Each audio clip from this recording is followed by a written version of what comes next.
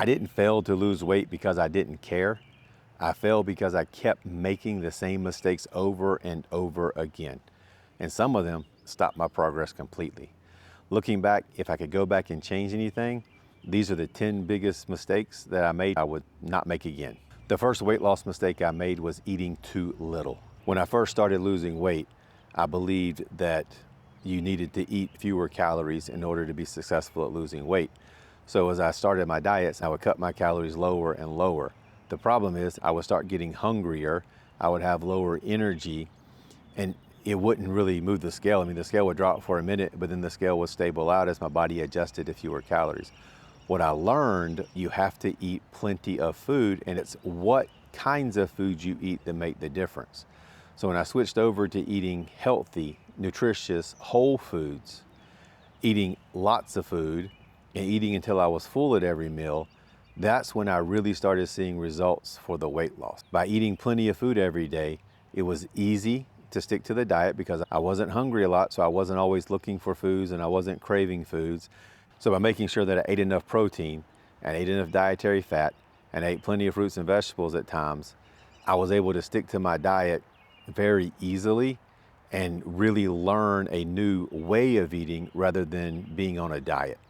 Because ultimately the goal is sustainable fat loss and being able to maintain that fat loss when you're finished. The second weight loss mistake I made was trying to do everything at once. So this is how it normally would go with me. I would start a new diet. I would start a new exercise program. I would decide I was gonna start walking a mile or 2 miles every single day. I would start a new stack of supplements and vitamins that I would take. Every meal had to be recorded, the calories had to be recorded, the macros had to be recorded.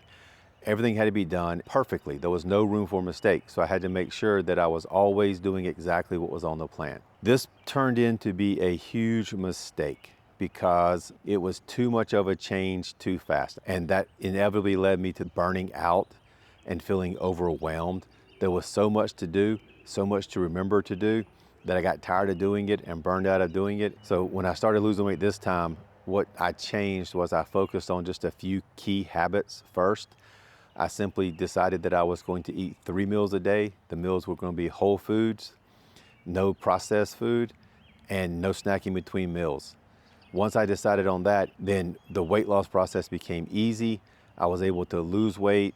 And then once I felt that I mastered that, then I could start thinking about adding in other stuff. But I wanted to pick one new habit, establish that habit firmly, and then I could experiment with any other changes I wanted to make to my diet. The third mistake I made was ignoring electrolytes on a low-carb diet. I had no idea how important electrolytes and the sodium balance in our bodies were.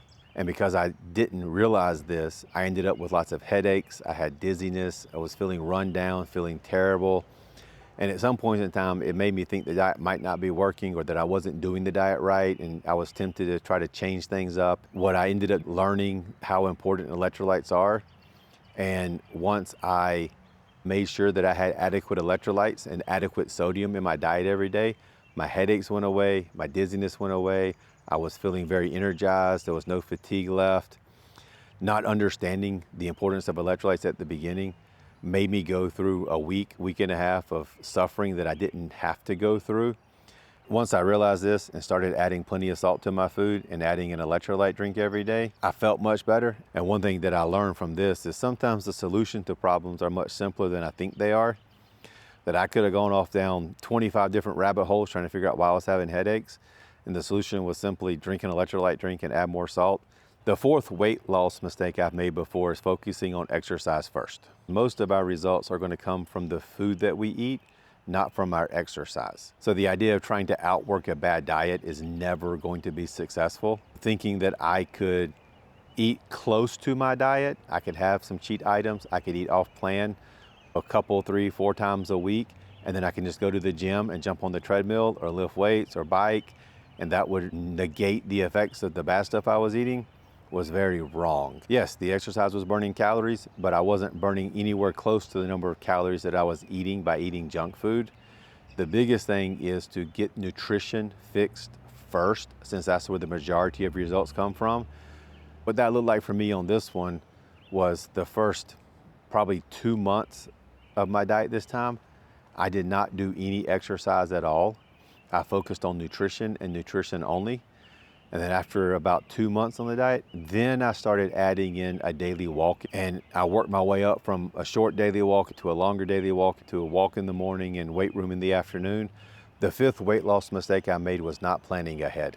When you have a busy life like I do, and you have to travel, you have long work days, you have kids that are going everywhere with sports and whatnot, you really have to be prepared to be successful. And I was not prepared at first, and that led me to more problems. Even on days I knew I was traveling, I wouldn't make plans and I wouldn't have a lunch ready to take with me. What I ended up discovering was when I'm out on the road traveling, or I'm trying to get a kid to practice and I do get hungry, I tend to make a bad decision and reach for what's fastest, easiest, and most convenient, which is almost always fast food or junk food. So what I had to change on this diet was I had to plan out everything ahead of time. On Saturdays, I would think through and plan out all my meals for the week. On Sundays, I would cook all my food and prepare all my meals in advance, put them all in the refrigerator.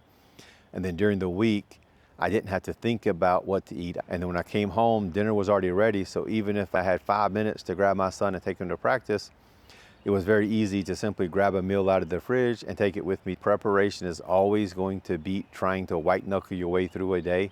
The sixth weight loss mistake I made was comparing myself to other people. I would look at other people who were on a diet or trying to lose weight, and I would start comparing my results to their results. I would look at somebody who lost 20 pounds in 4 or 5 weeks, and I would kind of be a little jealous, wondering, hey, they lost 20 pounds. Why can't I lose 20 pounds? This turned out to be a huge mistake because it would make me very, very frustrated that other people seem to be having an easier time losing weight. Just for an example, if I saw somebody that lost 10 pounds in a month and I went through that whole month and only lost 4 pounds, I would get upset and feel like I should give up and try to find another diet because I only lost 4 pounds while they lost 10 pounds. I never realized that 4 pounds lost is 4 pounds lighter than I was. And as long as I kept that steady, in a year, I would be down 48 pounds. So what changed for me was I started to ignore other people's results. I still watched the videos or read the stories about other people who had lost lots of weight for motivation to see that it was possible, but I really focused on my own journey. I tracked my own weight every day. I looked at my own results, and it helped me focus much more on how well I was doing and how much progress I was actually making. And as long as me today was better than the me yesterday, everything was fine. The seventh weight loss mistake I made was obsessing over the scale. I'd always heard that you should not weigh yourself daily, and I didn't listen to that, and I made the mistake of weighing myself every day. And as long as every day I stepped on the scale and it was lower, everything was great, fine, and fantastic. But the minute I hopped on the scale and saw that I'd gained a pound or 2 pounds, it would freak me out, and I would start thinking about changing stuff or thinking I had failed without realizing that everybody has daily fluctuations in the scale weight. It depends on your water weight. What did you do the day before? Did you have a really hard workout? Are you stressed out? All these little things can change our scale weight by 1, 2, 3 pounds a day.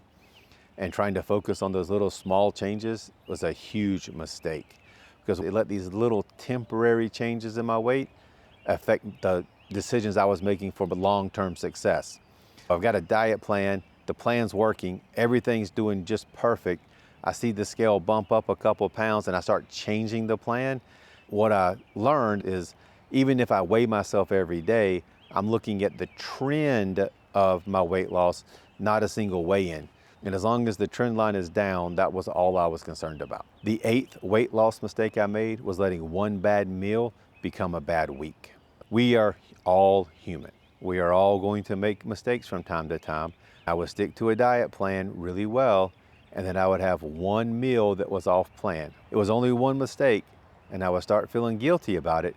And a lot of times what happened was that one meal would turn into, well, I've eaten off plan now. The rest of this week is ruined, so I'll just eat what I want to eat. I'll restart the diet again on Monday.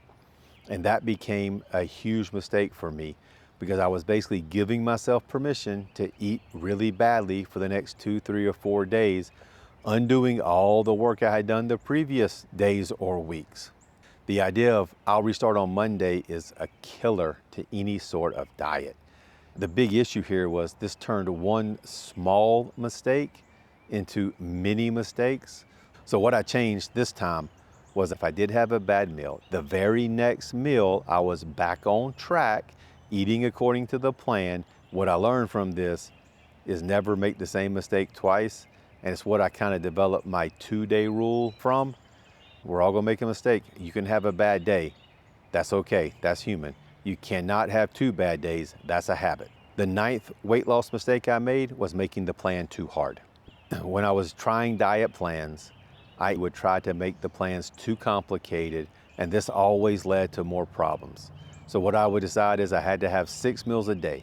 Each meal had to have a certain number of calories, a certain number of carbs, a certain number of protein, a certain amount of fat, and I would spend hours planning out these meals to hit these numbers exactly. I had to measure everything, weigh everything to make sure I hit these meals perfectly. The problem is this made these types of diets extremely hard to stick to, because the first couple of days it worked fine because I was still excited about a new diet. But after 4 or 5 days of doing this, it got extremely hard and difficult to follow through. And it got to the point where I would always throw my hands up in the air and quit. So what I changed for this one was I simplified everything. 3 meals a day, whole food, eat until you're full. Don't count or track anything. If you're hungry, eat more.